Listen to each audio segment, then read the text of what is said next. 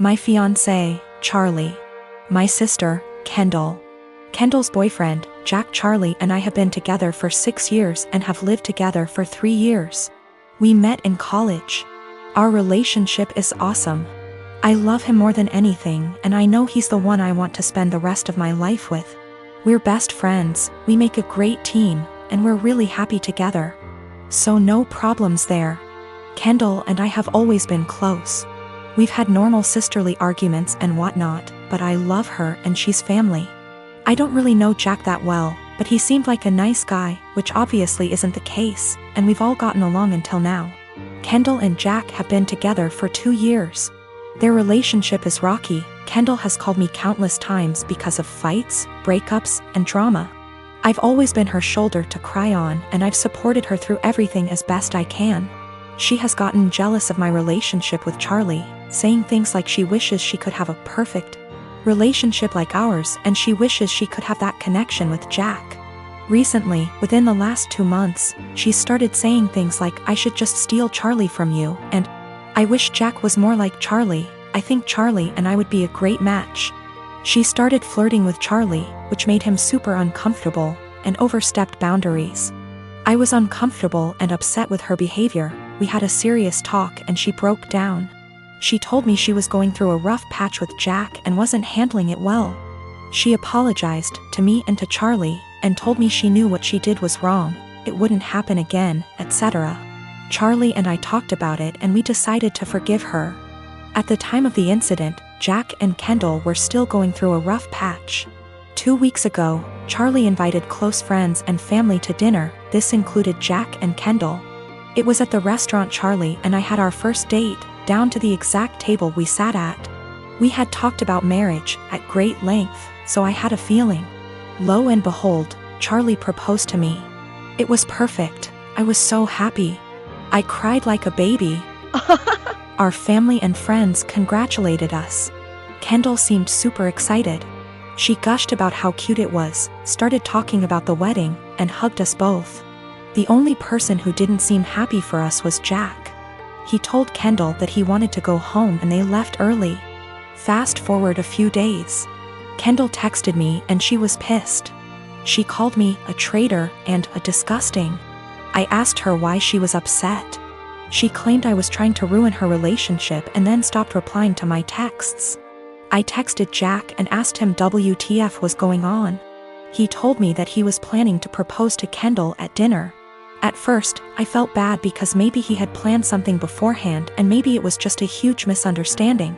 But apparently, Jack wasn't even planning to propose to Kendall until we got to the restaurant. He saw how nice the restaurant was, our friends and family were there, and decided, hey, this is perfect.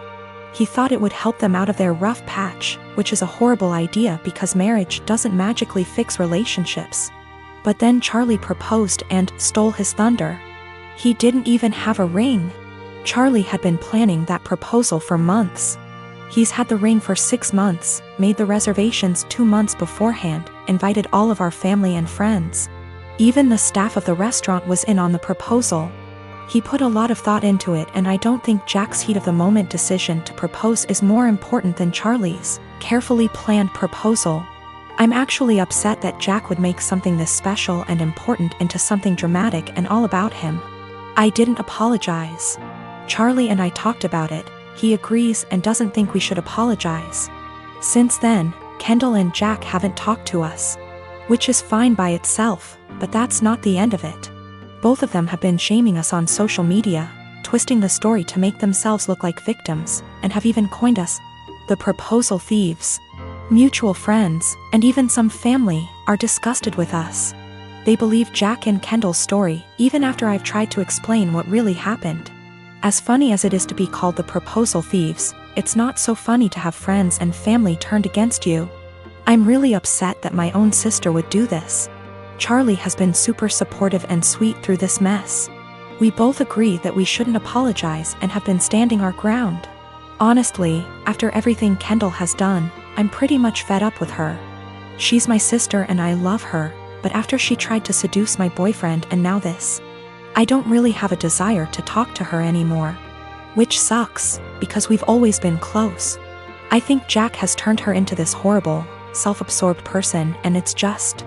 I'm not talking to Kendall right now and have no plans to talk to her until we receive a sincere apology. Even then, I think I might limit contact if she stays with Jack. I can't wait to see what a mess actually planning the wedding will be. The people who believe Jack and Kendall's story are the ones who were not at the proposal dinner.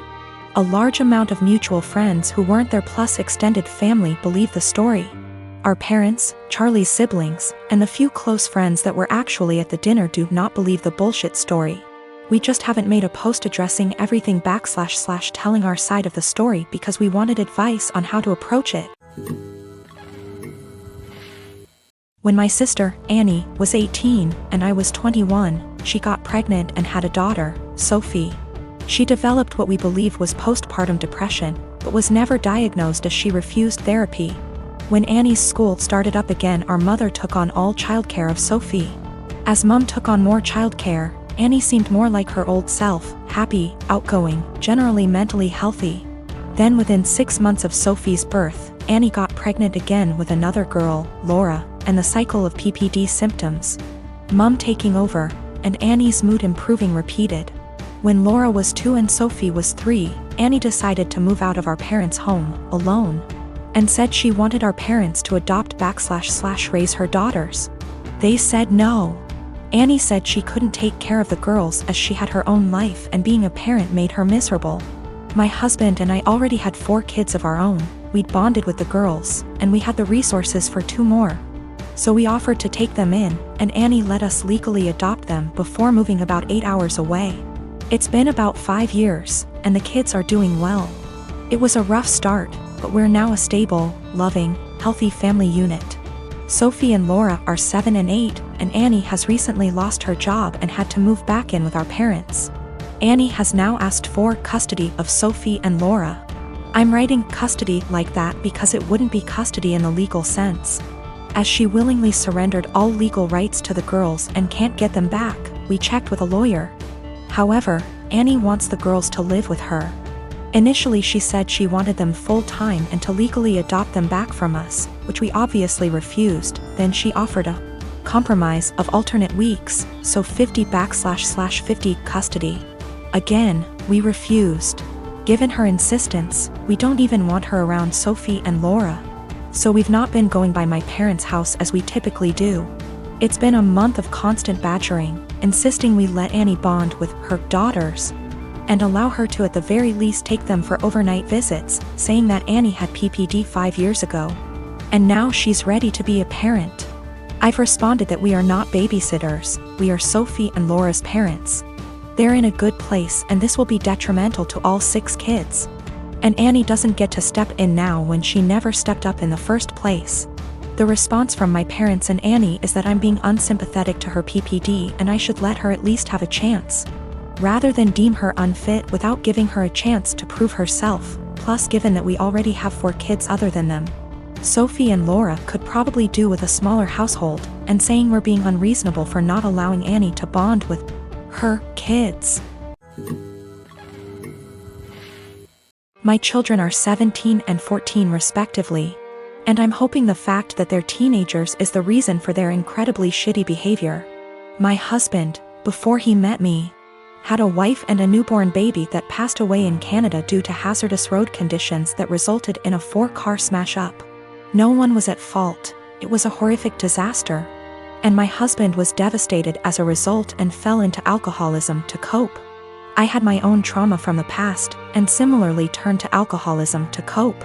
It was at an AA meeting where we met, 20 years ago almost to the day now. And we slowly started to heal together here in the US. I have always been incredibly respectful of my husband's last wife and child. I like to joke that I'm keeping her seat warm until my husband enters heaven. I've had too much loss and hurt in my life to feel jealousy like this. And I am so damaged that I just feel lucky that I got to actually feel love in this world, and that my husband could open his beautiful heart to me. We had 2 children, 2 sons.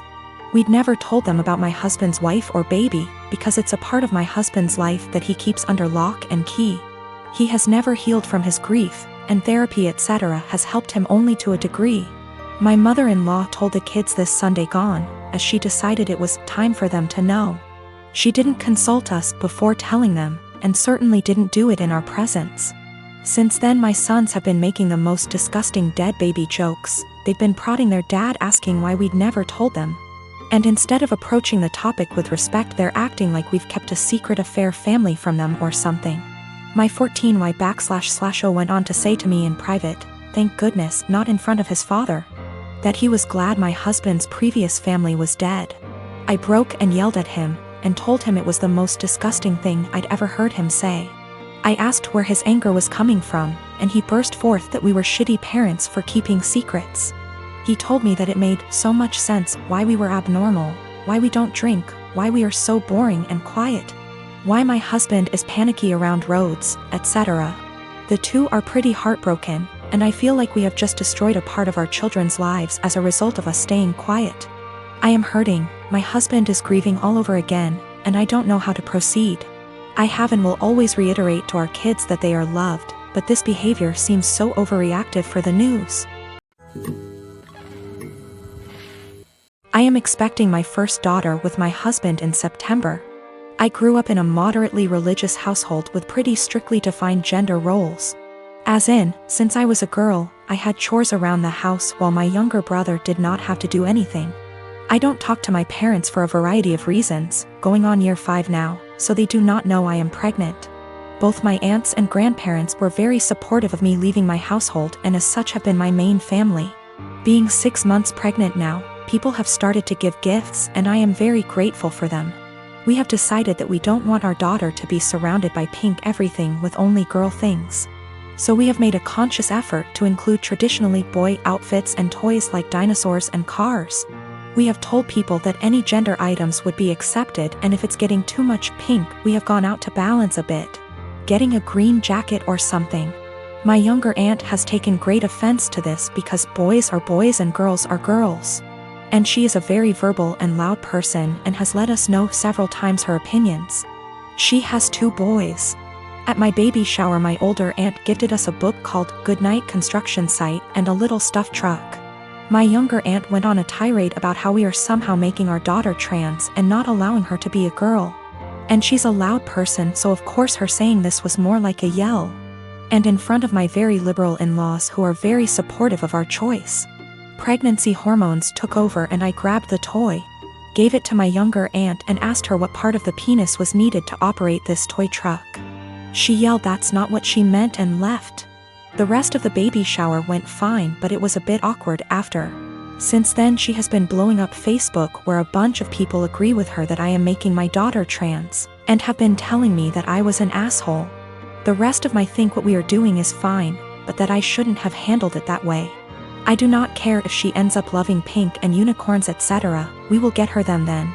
I just was trying to balance out the sheer amount of pink items we were getting from friends and family. Almost every single gift has been heavily pink or girl influenced. To the point where she would not be dressed in anything but pink if we did not go out and buy some more boy things. I also am generally not a person who argues. But I feel like a bit of an unholy because I intentionally said this as deadpan serious as I could and with the intent to embarrass her in front of our family members present. My delivery and question did have the intended effect and she went quite red before leaving. This was also the first transphobic comment I've ever heard out of her mouth. While we all grew up quite conservative, my older aunt coming out 27 years ago really changed my family's perspective. My grandparents have changed from what they previously viewed and my aunt was always supportive of my other aunt. My younger aunt always wanted a girl. So I thought she was just trying to act out her fantasy girl with all her gifts and preferences.